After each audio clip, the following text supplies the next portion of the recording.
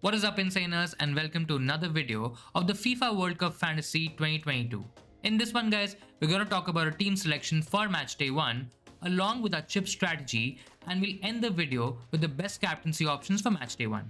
So if you like the video today, guys, make sure that you hit the like button. You can also subscribe to the Insanely Football YouTube channel for more FIFA World Cup Fantasy content, and with that, let's start today's video.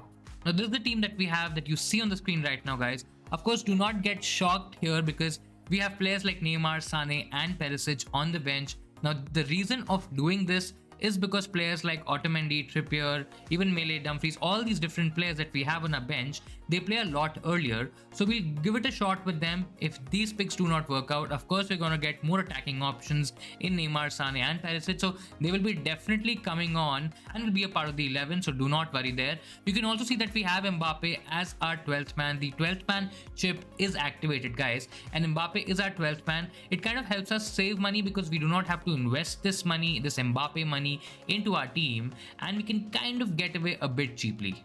Coming back to our team, guys, I've spoken about Dumfries, Trippier and Mela as a great trio in defense. I think there's a lot of attacking potential. There is clean sheet potential with this defense as well.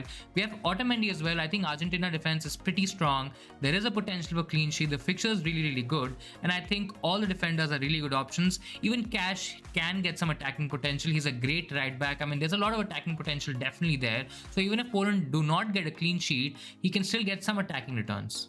Of course, I always have an option to sub them out if they, let's say, do not get a clean sheet, if they blank, if they do not get enough points. And moving on to our midfielders now. So we have a light midfield right now. We have Olsen, Bergwijn and Di Maria. Again, in isolation or clubbed together, all three are really good options. All three are really attacking options as well. The numbers of all three players have been really good. The form has been really good. And I think if you have to kind of get towards a midfield trio, I think this is the one to kind of go for. Of course, I do not have the likes of Kevin De Bruyne. A lot of people might go with Kevin De Bruyne. That is also absolutely fine. I'm not saying Kevin De Bruyne is a bad option. I just feel without Kevin De Bruyne, without that additional money of a Kevin De Bruyne, I can do a lot with this squad. What I mean to say is that if I don't have Kevin De Bruyne, I think the balance looks a lot better. So I've gone for these options and I've not gone for KDB. Coming to our forwards, guys, we have Messi and Neymar. They're two really good options. They're two potential captaincy options as well. So we'll start with Messi. Messi has to be the standout captaincy option. And if he doesn't work out, then we'll kind of switch towards Neymar. So that's our plan. We also have Gakpo as our third forward. So he's a slightly cheaper forward. Of course, a lot cheaper than the likes of Messi and Neymar.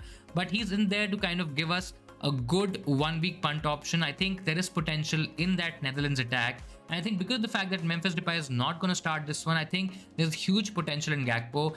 He's still not highly owned, guys, so he kind of gives us that differential edge. But again, he's still a great option nevertheless. On our bench, we have Neymar, Sane and Perisic. All three are really good options. They will definitely come on in place of maybe the defenders, but we just want to start with this. In terms of a goalkeeper, we have Rochet, who's going to start. We have Costa. In case if Rochet doesn't give us a clean sheet, we can give it another shot with Costa. So this is our team, guys. This is the team for Matchday 1. I'm pretty much locked in. I'm just kind of waiting for any kind of news that we can get. Maybe some sort of leaked lineups, etc. and all of that stuff that maybe we can get. But other than that, guys, I think the team is looking pretty solid. And let's move on to our chip strategy. So as you saw on the screen, guys, the 12th man chip is active. We are going with Kylian Mbappe. The reason of going with him is that because he's a great attacking option. France have a good fixture. He can get a huge haul.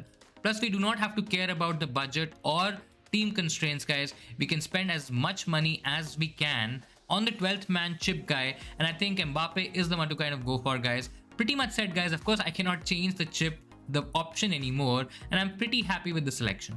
Coming to our wildcard, guys, I think the wildcard decision is still kind of a bit hazy. I can go for a wildcard in Matchday 2 or even in Matchday 3. I think these are definitely going to be the two potential options. I don't really see a lot of merit in using the wildcard in later stages, in let's say the quarterfinals, semifinals, or even the finals. I think the maximum advantage could be between Matchday 2 or Matchday 3.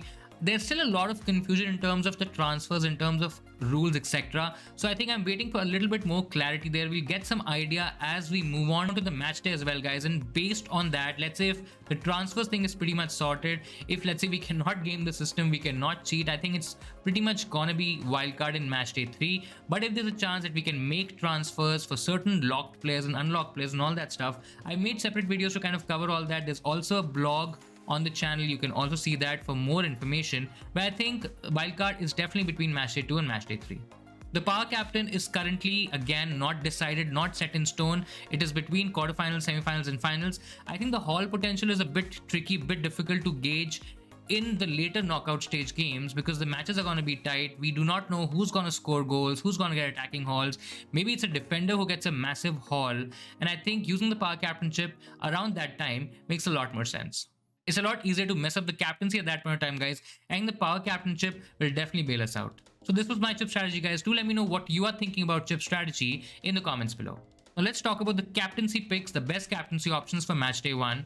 Now talking about the best option, guys, it has to be Lionel Messi. He's in great form. He's a leader for the Argentina attack. The Argentina attack has been playing really, really well. There's a lot of potential, a lot of attacking potential. I think Argentina can win this game by a huge haul, by a huge score. I think Lionel Messi is definitely going to be a major part of it, guys.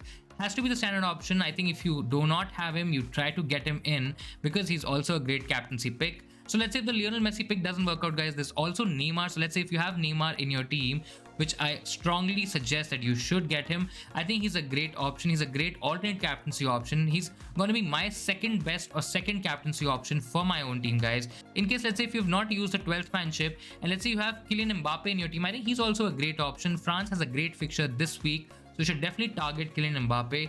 In case if you are going for a third premium forward spot as well and you have somebody like a Harry Kane also, guys, I think he has to be England's best attacker. He's the in-form attacker to go for. He will be scoring goals whenever England gets something. And I think there's a lot of potential with Harry Kane. He's also on penalties. A good shout, a good captaincy option in case if you want to have some backup. You can also go for Kevin De Bruyne. I think Kevin De Bruyne is probably not going to be the most popular captaincy option out there just because of the fact that Belgium haven't looked that great in attack. Plus he's also a midfielder. Plus there's no Lukaku. So who's going to get on the end of those chances? Again, all of that is pretty much hazy at the moment. But I think as a pick, he's okay. Not the most optimum captaincy option, guys. But again, if you still have him and if you want to take a punt on somebody, I think he's a premium to kind of go for. I do not suggest you kind of take differential punts in terms of captaincy because you can only change captaincy once, especially if your captaincy option or your captaincy player has already played, guys.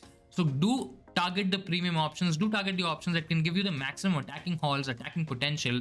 I think that is the reason all the main option, all the premium picks are kind of among the captaincy discussion. I do not think there is a lot of worth in going for differential punts right now. We'll of course see what happens later in the tournament, but these are the best captaincy options for Matchday 1, guys. Do let me know who are you captaining for Matchday 1 in the comments below. So that'll be all from my side for this video, guys. I hope you found this video helpful.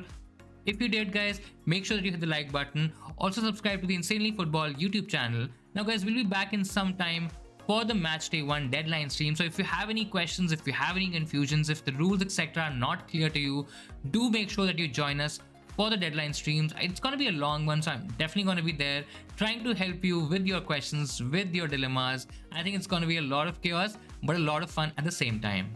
Thank you so much for watching, and I'll see you insaners in the next one.